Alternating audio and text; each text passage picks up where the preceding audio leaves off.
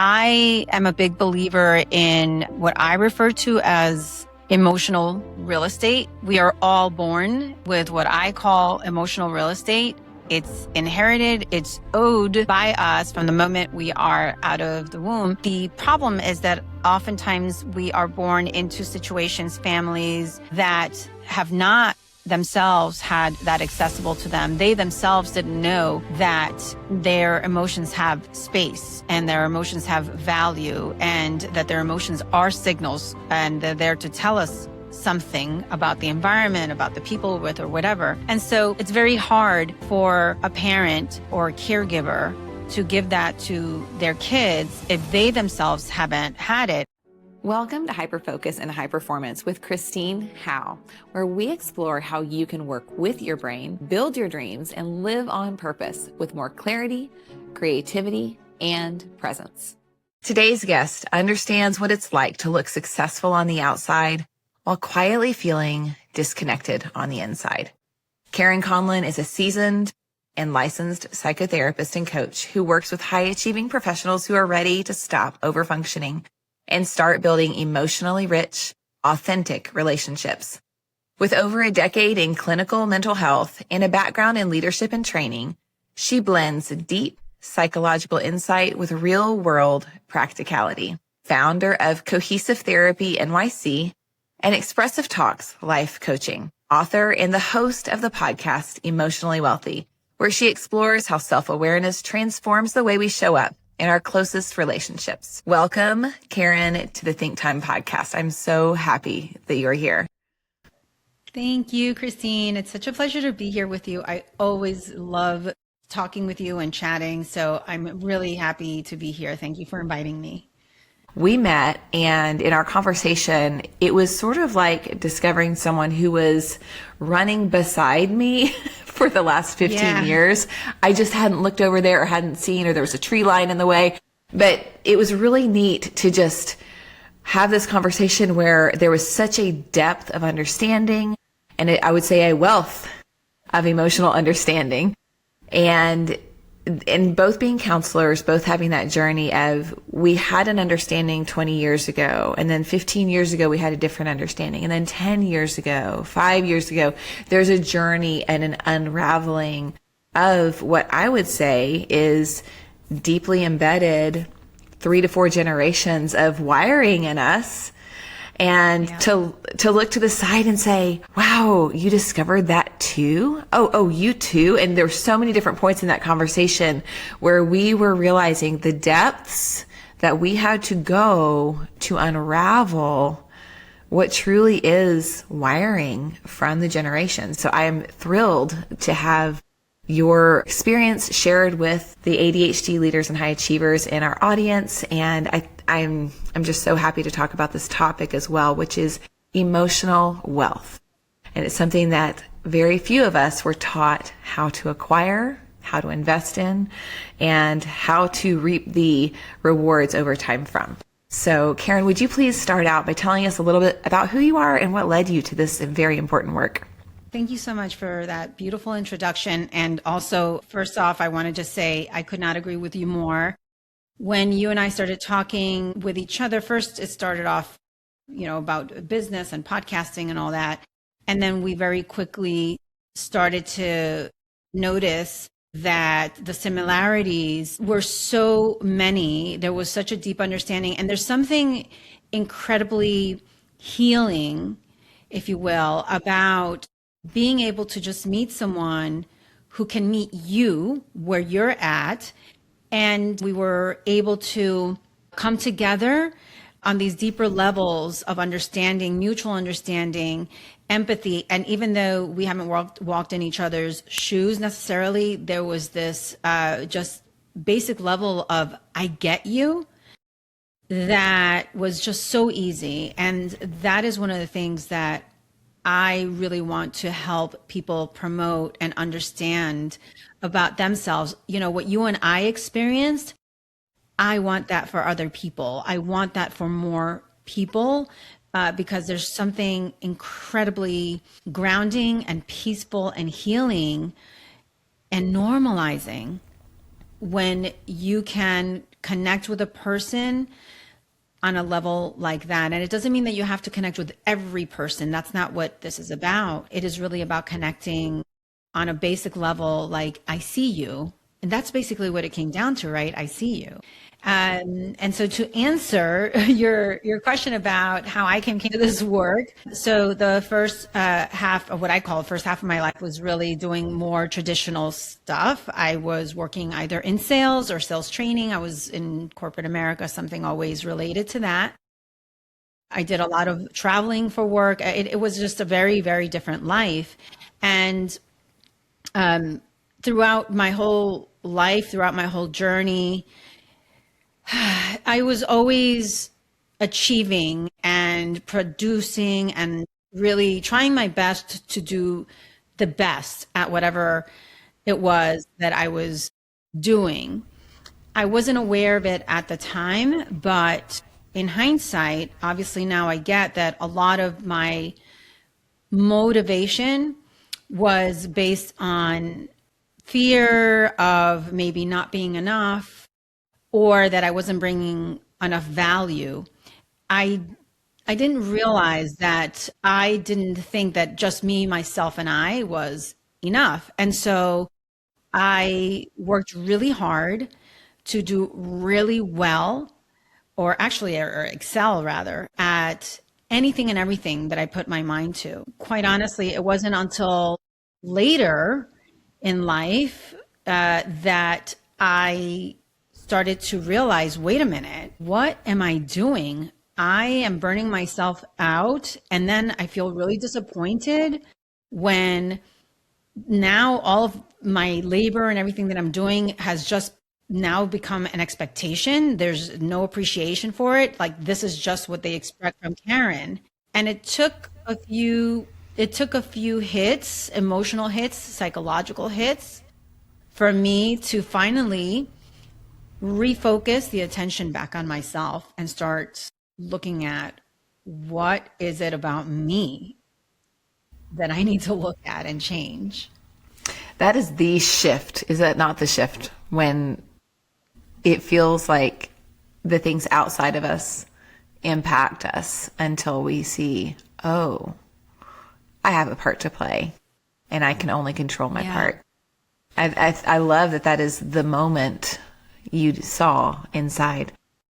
I'd love to introduce you to something I created specifically for brains like yours. Think Time Membership is a guided neuroplanning membership designed to help you align with your design, work with your brain, and build your dreams with more clarity, confidence, creativity, and presence. Instead of forcing yourself into systems that don't fit you, you'll learn how to plan in the native, creative language of your brain using my neuroplanning framework. Love your design, then dream, decide, do, review. Inside the membership, you'll join a community of growth-oriented leaders for weekly, monthly, quarterly, and annual guided planning experiences, so you'll never have to figure it out all alone. Your membership also includes access to the Think Time Neuroplanner, a whole brain visual planning system designed to help you harness the strengths of your mind instead of constantly fighting against it. And when you join, you'll receive access to the neuroplanning course and tutorials, planning tools and templates, live group coaching, monthly Q&A, and a live onboarding session so you can begin to use the system right away. If you're ready to increase your opportunity to experience more clarity, calm, confidence, creativity, meaningful productivity, and presence while getting more of the right things done in less time, with peace, not pressure, visit think-time.com/podcast. I'd love to help you build a life that works with your brain, aligns with your design, and reflects what matters most. So how did you move from what is it in me to unlocking its emotional wealth that I need, not just achievement? Where was the bridge to that piece? So there were many bridges, actually. I can point to one particular moment in time in my second marriage, which is the same marriage I'm in now, almost 2 decades later. But there was one moment during that time where I realized, wait a minute, what I'm the common factor here between this first marriage and my second marriage, where this particular thing continues to be an issue. And it can't just be the other person. What am I doing? And, where's my accountability? And so there was that one big step. But before that, to be honest, Christine, there were many small moments. It wasn't just one. There were many small moments during my life where I would realize, hey, I don't like the way that person spoke to me, or I am really unhappy in this job, but why am I not leaving? Why, what's keeping me here? And so there were a lot of moments during my lifetime where I was feeling unhappy, unsettled. There was something going on, but I was always, in one way or another, I think, overriding it. And so Yes. it was like an overriding of my feelings. And so the big thing, though, that shifted, the first big shift, though, was when I had my child. I have one daughter, and I had her a little later in life at 37. And when I had her, there was something that opened up in me. I don't know if it was the maternal instinct, the mama bear thing, but there was someone when she was about 7 months who said something, but the way that they said it was joking, it was cute, but there was something about it that landed really not well with me. And I felt this surge of anger. And in the past, maybe I would have stayed quiet about it and seethed, but there was something about, no, this is about my baby. And this is not about my baby. This is about your problem. And I did say something. And it was the first time that I would have said something. It was to a family member. So that added another layer, right? But I said something, and I set some very serious boundaries with that person. And I said, I don't know where this is coming from, but I never ever want to hear those words from you again about my daughter. They shouldn't really be going out about anybody's kid or anybody, but you need to examine where that's coming from, because that has nothing to do with my kid, but regardless. And so there was something about that. And I have to say that opened something up. I can't say that it was something that then I started to practice continuously. It did take some time, but it was a big opening of something that I didn't quite know was there. That's powerful. That is powerful. I love that. And I can say, as I reflect on my own story too, that my moment where I drew the most firm boundary, it was a mama bear moment too. And that's an interesting thing. Like, does it take unlocking? So this is just putting it out there to the internet people. So whoever's a researcher who's listening right now, find this question, does it take that transition of care to be able to draw that first boundary? I wonder if there's an instinct as a mom, as a protector, a provider, to be able to distinguish yourself from those messages. I wonder. I'm just asking the question because I resonate with what you just said so deeply in my own story. So I assume it is not the case for everyone, but I'm just going to note it's interesting. The one thing I want to say about what happened afterwards, is that while it wasn't like this ongoing practice of, oh, what do I feel? It started gently. I started with the notion of, I'm following my gut. So I started to say that. That's the way I started to refer to things. I wasn't yet realizing that it was actual feelings that I was having about something. But what I want to say is that it started somewhere. And for me, it was about saying, well, what is my gut telling me? So sometimes if you open yourself up or something helps you crack things open, if you're open to it, your mind and body find a way of helping you articulate it to yourself or make sense. And that's what it was for me. I started to say, ooh, what is my gut telling me? That's awesome. And so it wasn't this awakening of, 8 specific feelings and diving into all the meanings behind each one. It was, what do I know internally? And now we know, decades later, the importance of the information stored in our body and the accuracy of it based on where we've been, who we are, what we're addressing. And so leaning into that was the right move at that time. And I love that because it's also accessible. You don't need a degree. You don't need an education. If you can't afford counseling, you have you. And so listen to you. And you also said right beforehand, I wasn't listening to those subtle cues. I was overriding them. If you're a person who overrides what's happening and that's your habit, number one, you're in good company because that's a lot of the journey that many of us have walked. Number two, the first step is tune into you. And so I think that's a beautiful first step. And so you weren't necessarily saying, I recognize emotional wealth is the thing I need. Instead of just achievement, you gently moved into, I will listen to myself and I'm not going to silence my voice all the time. I have things to offer the world. So I'd love to have our listeners walk away from this conversation feeling that they have some type of emotions cheat sheet, how do you? So now you've got experience to add to that initial step, but let's just say that there is a quick and easy way to access emotions when you have, for the majority of your life, either not been aware that they're there because your systems that raised you encouraged that, or you had to not notice them to survive when you were a child.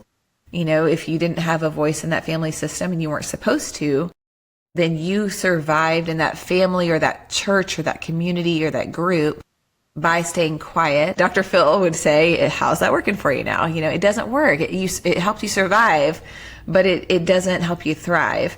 And so from your perspective, Karen, how do you help people make that journey from, I just remember myself as in seminary, taking my counseling classes, having my first counseling session, and the counselor said, how do you feel about that? And I stared at her and I said, what are my options here? I have no idea. I have never thought about how I felt. I'm in a counseling program and I was like, I've got nothing.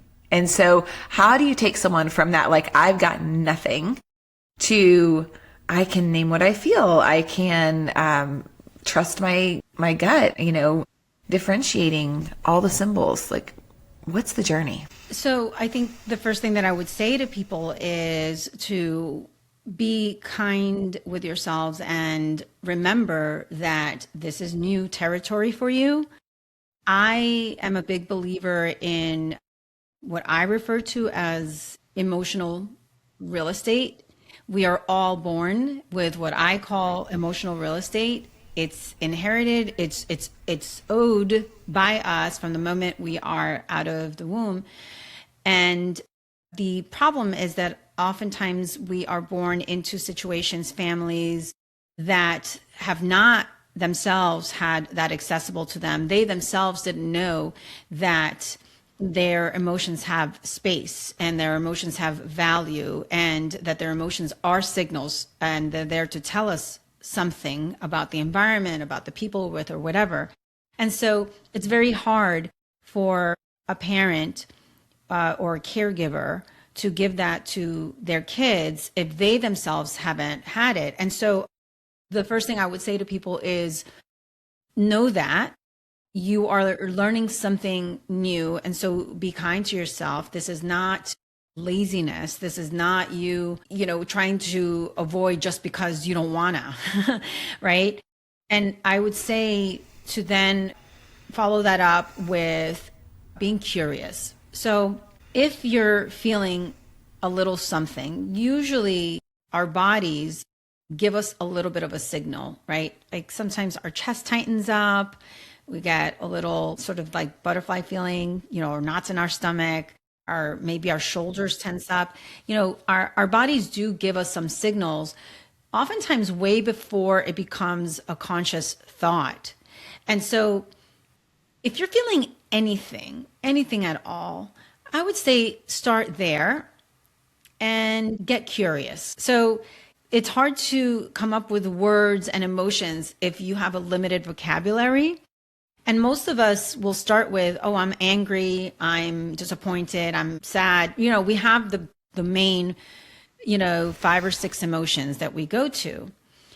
And so you can start there because that's what you're familiar with. And then I would say, and then get curious and maybe ask yourself a next question. Well, if I didn't have to do that, how would I feel? And this way you start expanding in a way, right? That emotion or the breadth of what you might be, the breadth and depth of what you might be feeling. So what I'm saying here is don't be too hard on yourself if you can't think of another emotion that's similar or feeling, but just get curious, lean into that curiosity and say, well, if I didn't have to do that, well, how would I feel? Or if I said no, or if I said yes, how would that feel? Right? And give yourself another opportunity to look at it from a different lens rather than, just a yes or a no.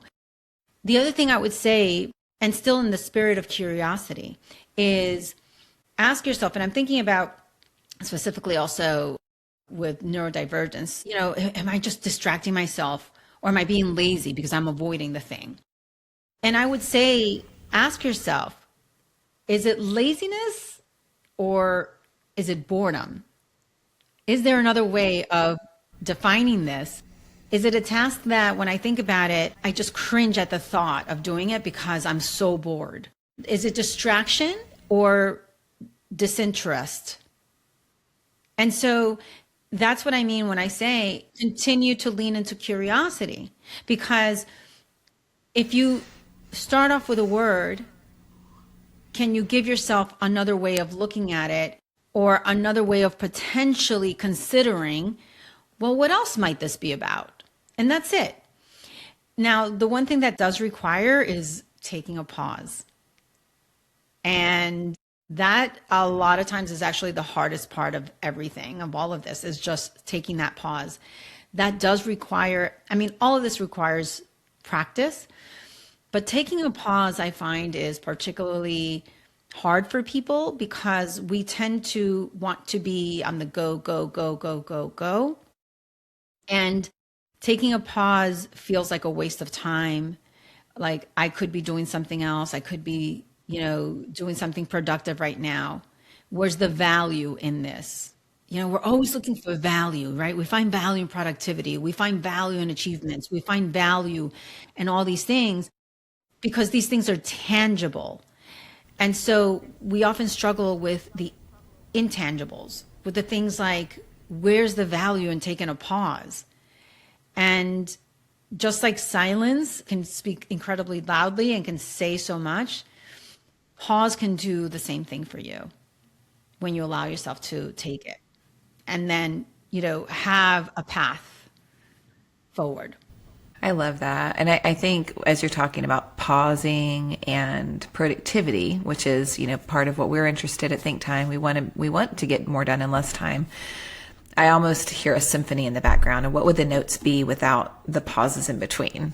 And so these pauses bring the understanding, the pacing. When you skip the pause, it's a jumbled mess, which, I think a lot of people here can understand that, when your life feels like the jumbled mess, think about the notes, space them out, and add that pause Karen's talking about. Yeah. The other thing I like about what you said is you're using your imagination in the questions you're asking. You're saying, notice, number 1, be curious, number 2, what's that tension in the back of my shoulders about, and then what else could it be? Because I think ADHD can be blamed for a lot of things. Oh, I'm just distracted. Oh, I'm running late. Oh, I couldn't do this. There are a lot of things that ADHD messes with in life and productivity, relationships, and all the pieces. And so, what if it weren't ADHD? What if it were, as you talked about, just disinterest? If there's nothing novel about this, what if it were fear? What would happen if I succeed? I don't know. What if it's perfectionism? I don't want to move. So I love that. There are a lot of things that could be that pause. If we pause and look at that, whatever the thing is that you're evaluating, I love asking the question, getting curious, what else could be here. That's beautiful. Is there anything else you'd like to add to that? I was going to add that it can be hard and it can be scary, by the way, when you're doing this for the first time. And it can be awkward and you can feel silly. You can feel really uncomfortable because remember, you are tapping into a part of yourself that for whatever reason you have either limited yourself to or have never tapped into. And whatever those reasons are matter only because it can make it a little bit easier or a little bit harder. So for example, if you are hesitant or have difficulty tapping in because you were, I don't know, raised in an environment where you're only allowed happy thoughts or we only celebrate the good stuff, well, that can be uncomfortable. That can be really uncomfortable because, you know, you're sort of conditioned to only celebrate or lean into the happy thoughts and the happy moments. However, if you are having difficulty leaning into that and, you know, looking into your feelings because you were raised in an environment or culturally where no, community comes first, always comes first, and the individual is not something that we not only not do here, but it's frowned upon, and you can get ejected from the community, then that signals danger, right? In our brains, in our minds, that signals danger. And so it's worth taking a look at if you can, but it's also the reason why I say just start gently with yourself and start with small moments of pausing, taking notice. Like you said before, not only is that accessible, it's also personal and it can be private. This doesn't have to be something that you go and share with anybody else right now. You can do this on your own, by yourself. You can find those moments and you can deal with the stuff later, with the other stuff later. Right now, we're not looking to do anything other than just that, the first baby step. I love that.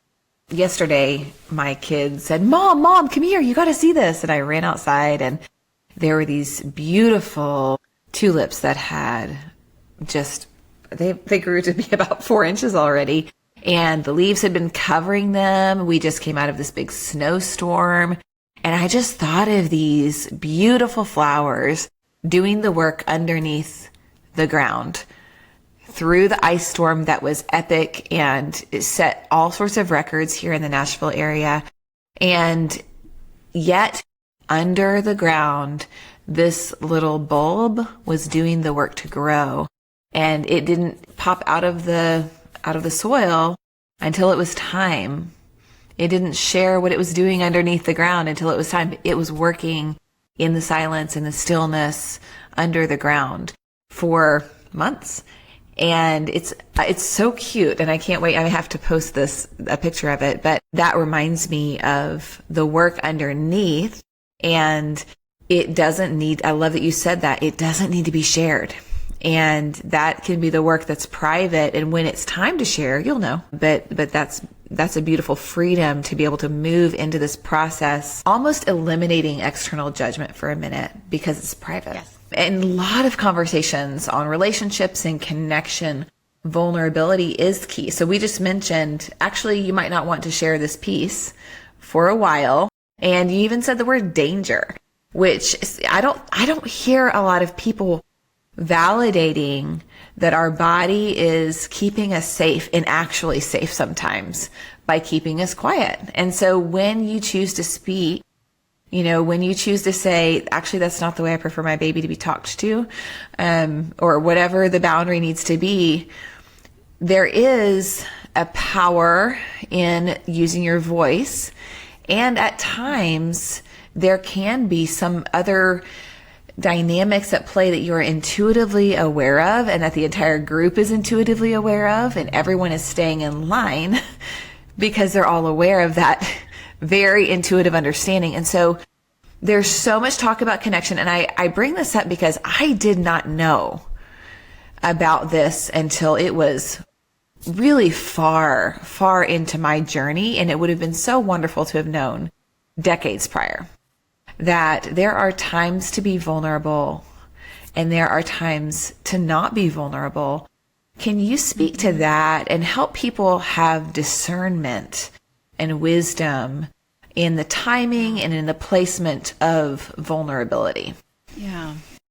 I'm so glad that you brought that up because you're right. There is so much out there about being vulnerable. And I do agree that vulnerability, and Brene Brown, I always talk about her. She always says you can't have courage without vulnerability, right? Even what we're talking about, I love what you were talking about with using the tulip that is, just coming up. I mean, there's a vulnerability in that little flower, sort of, if we put ourselves into that context, being courageous enough to kind of stand up and stand through all of that snow and all of that stuff that's like trying to, bring it down just because of, circumstances that are out of its control, which we often are found in circumstances that are out of our control. But there are things that we are in control of. And vulnerability is one of those things. Do I say if there's a right time or a wrong time to be vulnerable? Maybe, maybe not. What I will say, though, is that there is judgment involved. So I don't want to say there's a right or wrong time, but I will say that my belief is that there is a healthy amount of judgment that needs to go into whether you decide who you're vulnerable with, given the situation, given the time, given the person that you're dealing with. You're, again, going back to your mind-body connection, your body will give you some signals about what's happening. I mean, look, this is how our bodies are built. Our brains are built to protect us. Sometimes it goes into overdrive. And so we need to learn or teach it to scale back and learn the difference between real danger and perceived danger.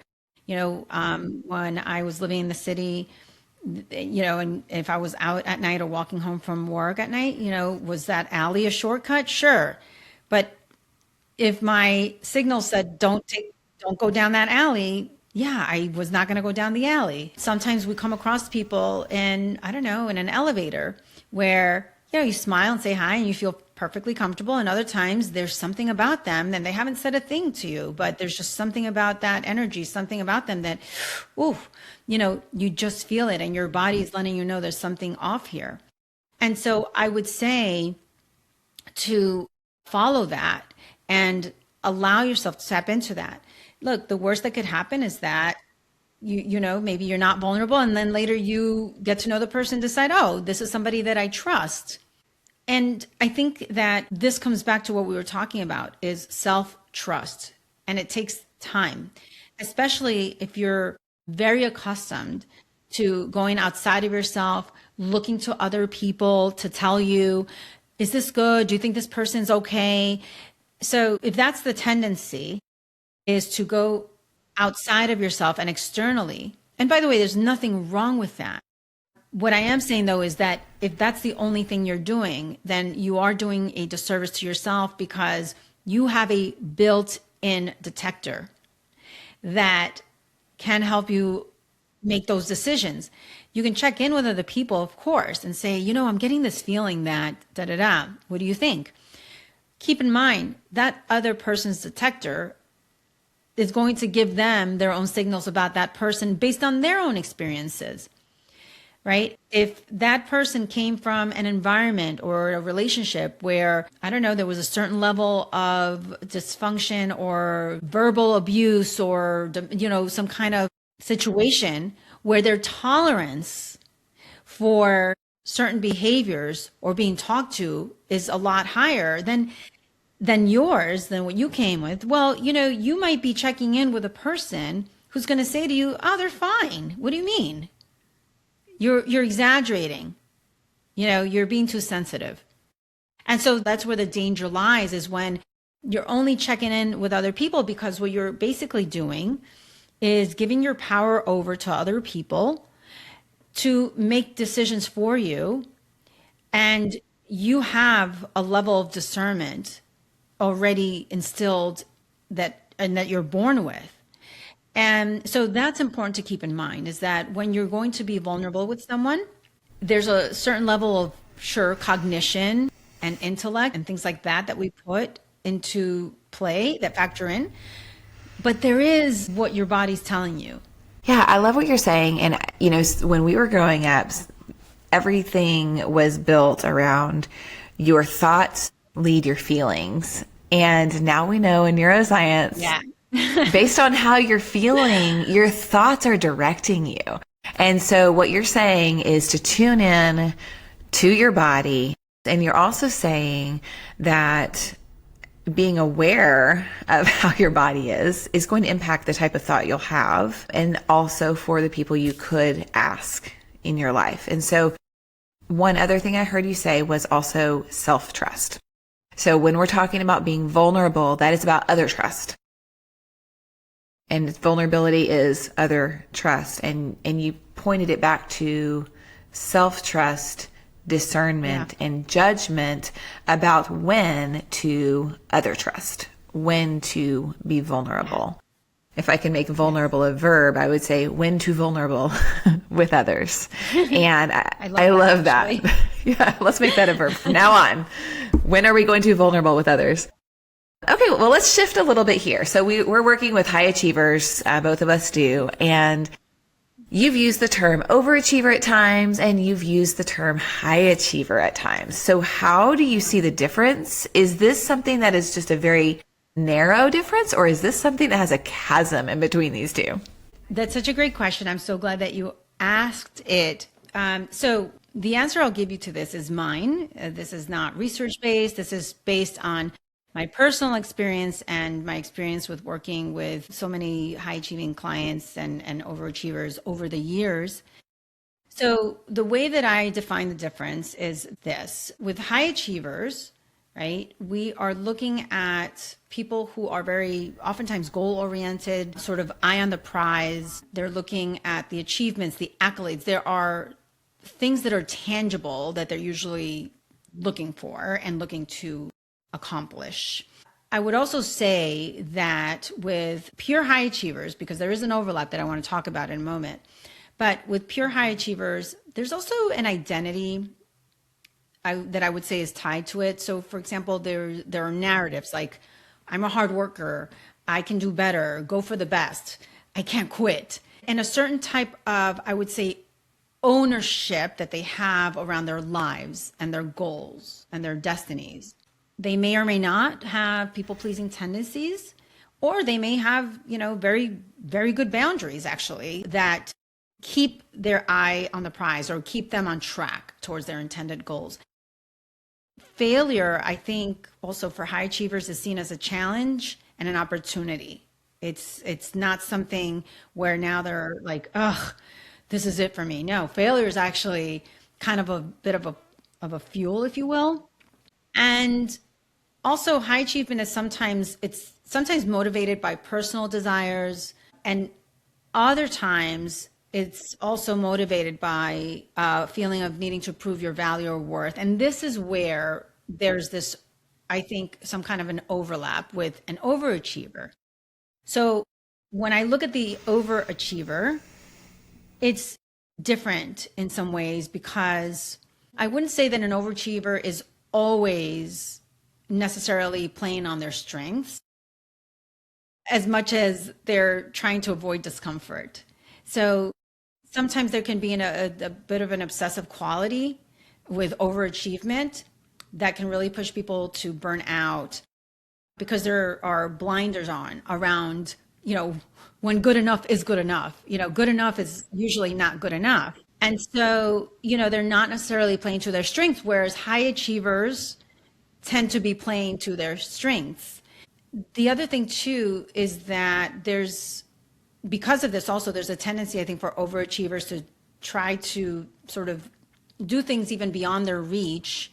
And I don't say that in a way like saying that you shouldn't go for the gold. I'm just saying that they go about it sometimes in a way that quite ironically ends up with them feeling like an imposter or dealing with imposter syndrome or that insecurity or loads of anxiety. There's a lot more people pleasing, poor boundaries, and an inability to say no because they'd rather try to figure it out than just say, okay, let me switch lanes now, if that makes sense. Again, I'm talking purely just overachiever, right? Not high achiever with overachiever tendencies. There's not as much focus on success. Rather, they're more focused on avoiding conflict or bad feelings or negative outcomes. If I were to attach a phrase to the overachiever, it would be the go above and beyond person. The overachiever is the one that goes above and beyond. The high achiever, not necessarily, unless it's tied to what they're trying to achieve. Does that make sense? So the work that I do speaks to the high achiever who has those overlapping tendencies of the overachiever. Why? Because the overachievers' motivations are usually motivated by fear of not being enough, fear of not showing their accomplishments or what they can bring to the table. And that fear, I think, is the biggest difference between the overachiever and the high achiever. A high achiever may not have those fears. That might not be one of the motivating factors. Whereas with overachievers, there's typically a fear quality in their desire to do the things. So when you're working with someone who recognizes I'm a high achiever, but I kind of tip over to this overachieving tendencies, is there one thing, as I have a feeling that most of the people who are listening to me right now are going to identify with that. And so what is one thing they could do today to take a step toward healthy achievement that doesn't have the driver of fear, anxiety, shame, not being enough? What is something they could do today to just sit with a happy achievement? Well, I mean, one of the things to look at is the stories that you're telling yourself. I think starting there and really starting to, when you are going about a task, really starting to think about, what am I telling myself about this? Perfectionism, which is not something that I mentioned earlier, but it is something that came to mind now. Perfectionism is something that also tends to overlap between the two, because perfectionism is more driven by fear than by goals. And so if you are, for example, saying to yourself, this has to be perfect, and if it's not perfect, it's just not going to do, then I would say to you, challenge that by asking yourself, well, why? Why does it need to be perfect? What happens, or what would happen if this isn't perfect? What are the consequences? When you start to challenge the stories, these old stories that you've been telling yourself, you might find that they're not really based in facts or reality. They're really based on fear or anxiety of whatever, rejection, lack of acceptance, whatever it is, what people might think about you, what you think people might think about you, or what this says about you.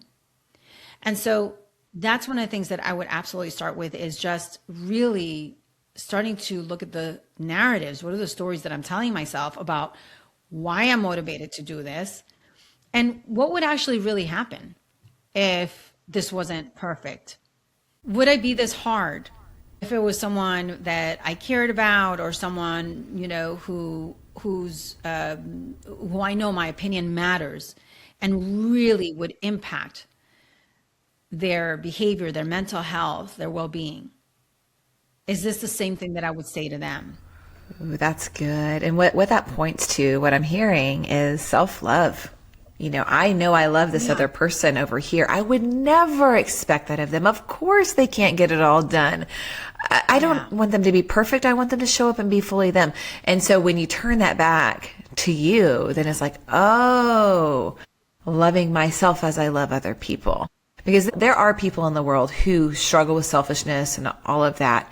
Most of the people in this room right now listening to this conversation are not those people. These are the people who give to others with a lot of abandonment of self. And so when they can grab that, for lack of a better term, it's not my favorite term, but self-love, loving of self so you can love others as you are loved by yourself. That is key. So I was not expecting you to say that. That's a really fun and beautiful bow on top. It does boil down to love, and that love that naturally flows to others from that overachiever, from that high achiever, just unlocking that toward themselves as well can heal that need.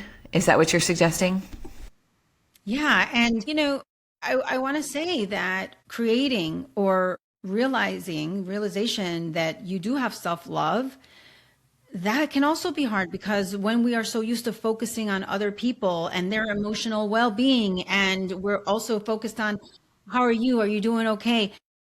Refocusing that on yourself can feel kind of selfish. And my point is that it doesn't always feel good. Everything we're talking about ultimately has, I think, a good outcome. But the reality is that when you start practicing these things, it can be incredibly uncomfortable, and it doesn't always feel good. A lot of times you feel worse before you feel better when you start these journeys and these new pathways for yourself. And probably people who are struggling with this were raised with beliefs around self-love that would be negative. Am I right? Yeah. Yes. So yeah. Stepping into that, there could be self-judgment for loving yourself. And so I can see that. And I like that you're highlighting, this is not easy work. This is hard work. It goes to a good place, but those first steps are going to feel foreign. They're going to feel awkward. And is this where you say, is it a trust the process moment? How does someone know that this is the right move for them? It's one of these things that you need to, there's that saying, trust the process, trust the process. Well, it's hard to trust the process when you are a high achiever who wants to try to control the outcomes. I love that. I was saying it thinking this doesn't resonate, but I'm going to say the phrase. Mm-hmm. Yeah. So what I would say to you is, okay, so that's okay. Don't trust the process. Trust yourself. If you yourself is not ready to quote unquote trust the process, then don't. Take it at your pace. Do one step at a time. The way that we master skills, the way that we master everything. My gosh, think about when you were learning to ride a bike. You didn't just get on it and go, somebody pushed you off and there you go. Think about the steps, right? If somebody were to tell you, trust the process. I'm going to tell you how to do it.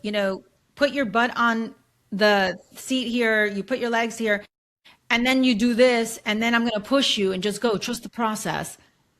Good luck with that. It's not going to turn out well. And then, you're probably going to be a little bit gun shy to try it again, because you're going to fall hard and it's going to hurt. But if you think about maybe, okay, somebody's telling you like, okay, you sit here, you see how this is wobbly here, touch that, get yourself used to it. You're adjusting the seat. You're not just taking off. You are sitting there, you're adjusting the seat, the seat height.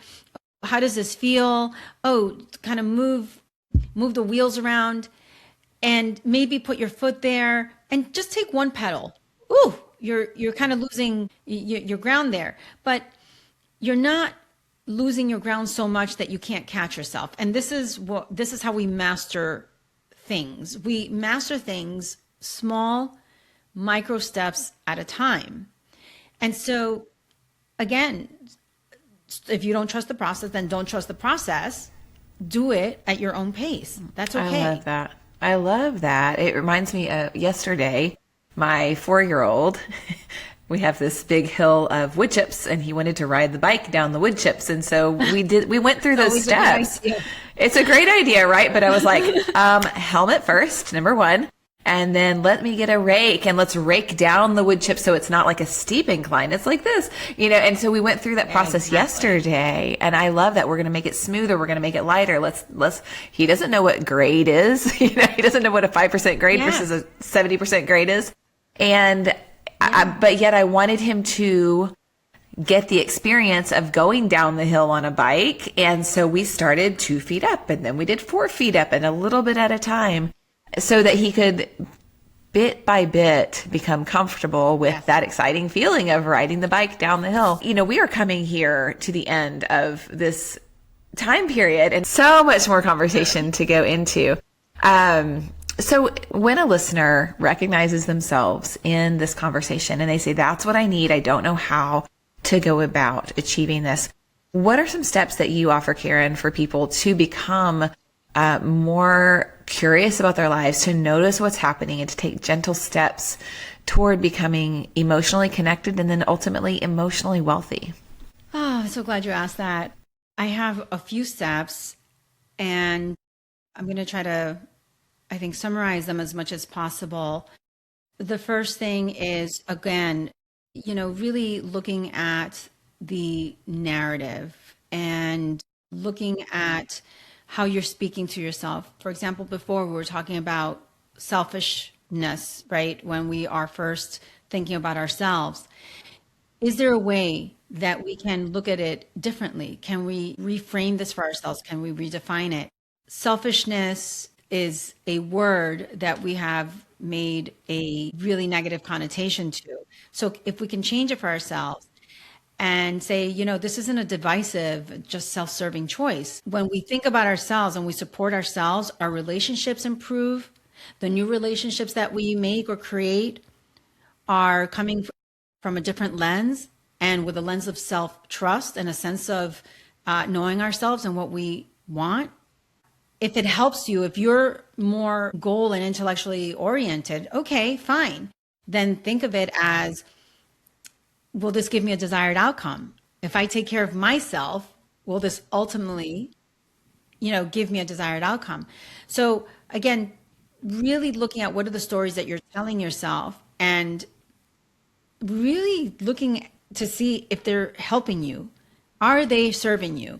You have those stories because at some point in your life, they helped you cope and they served you. Do they still serve you? So that's the first thing. The second thing I would say is lean into that curiosity. Don't just leave it at, I'm feeling this or I'm feeling that. Ask yourself why you're feeling what you're feeling. And also, what would make it different? What would make it better? Again, you don't have to do anything with that. You don't have to actually do the things. This is just an exercise in getting yourself comfortable with a notion of pushing your own envelope a little bit further. And then the third thing that I would say is, I think it's important to find ways of remembering these things. When I work with clients, I tell them, if you have a journal, if you have something that you can bullet point, where you're at today, what we're thinking about, what was highlighted for you, what you noticed, that would be amazing. Because guess what? 3 months from now, 6 months from now, a year from now, you're going to look back. You're going to be able to look back and see where you were Jan 1 and where you were December 31st of this year, of last year, or, of next year. And that's really important because a lot of times we want to go back to doing the things that maybe weren't serving us anymore, but they're familiar. And that's okay. We all have our regresses, but remember that you have also made steps forward. And sometimes if we can look back and see where we were versus where we are now, that in and of itself is enough to say, oh yes, I actually have been there. I've been worse. And I've gotten not just through it, I've thrived. I've actually thrived. So figure out if you are an analog person or a digital person. Do you want an actual notebook that you can touch, feel with a pen and paper? Do you like Post-it notes? Do you like your digital calendar or your digital notes app? Whatever way works for you, find a way to start sort of keeping track of the things that are important to you, that you take notice of, where you're at, how you're feeling, because it is the most amazing thing to be able to go back and look at where you were and how far you've come, especially during those downtimes when it's really hard to step into your resource and say, oh, I've been there. No, sometimes you need that little bit of an external help. And it's really great when that external help can be something that came right from you. not necessarily another person, but it came from you. It's like putting a marker down. I think ancient people used to put stones down in a pile to mark, Yes. This is an event, this happened. And to be able to put some kind of marker that says, I was here, this happened, this was an important moment. And to look back over time, I love that, because so often we're just looking to the future, seeing what we lack. But when we pause, again, we create that pause to actually reflect. That's when the perspective of, oh my goodness, I didn't realize how far I have come. I have just seen myself taking one step at a time every day. And oh my goodness, look at that. That's beautiful. And it leads to celebration, and it leads to neurologically, right? Doubling down to do more, which is, it's exciting. It makes the brain happy to move forward. So thank you for the guidance into emotional wealth. And where can people find you? Oh, yeah. So you can go to my website, www.karenconlon.com. I'm on Instagram, Karen Conlon, LCSW. And there's also my podcast, which I just launched a couple of weeks ago, the Emotionally. Yeah, I'm so excited. It's the Emotionally Wealthy podcast, where I talk about these things and childhood patterns and conditioning that brought us to where we are, and how to make those desired changes so that we can live a life more fulfilled. If you're listening right now and you have just resonated with Karen's content and recognized, I'm feeling distant from people in my life, I'm feeling disconnected, and I want to become more self-aware so I can connect with others, then just click the link in the show notes and you can have her guide. Well, thank you so much for joining us here today. I am so happy to go deep into the emotional world on which all of our Think Time thoughts rest. Thank you for giving us the next clear steps, and I will be seeing you at the Emotionally Wealthy podcast. I will be listening to every episode I can. I love hearing your insights in this field. So thank you for joining me today. Thank you, Christina, and thank you for the work that you do. It's so valuable, so important. Thank you, and thanks for having me again. I appreciate it. This podcast is for educational and entertainment purposes only and isn't a substitute for individualized medical, mental health, or professional care. Every brain is different. Results will vary. Thank you for listening to Hyperfocus and High Performance. If today's conversation helped you think differently about how your mind works, I invite you to take the next step. Visit think-time.com/podcast and grab my free training. Why can't I find a planner that works for me? If you've ever felt frustrated, judged, even by yourself, overwhelmed, or simply wondered why everyone seems to be able to follow a system that simply doesn't work for you, you're not alone. In this free training, you'll discover how your brain naturally approaches focus, planning, and productivity, and why many traditional systems were never designed for minds like yours, and whether neuroplanning could help you increase your opportunity to experience more clarity, calm, confidence, creativity, and meaningful progress with peace, not pressure. And if this episode encouraged you, please subscribe, share it with a friend, and leave a review so more brilliant, creative ADHD visionaries can discover what's possible. Remember, you don't have to become someone else to do what only you can do, because only you can be who only you can be, and otherwise there will be a hole in history. The path forward is clear. Love your design, then dream, decide, do, review. I'll see you next time.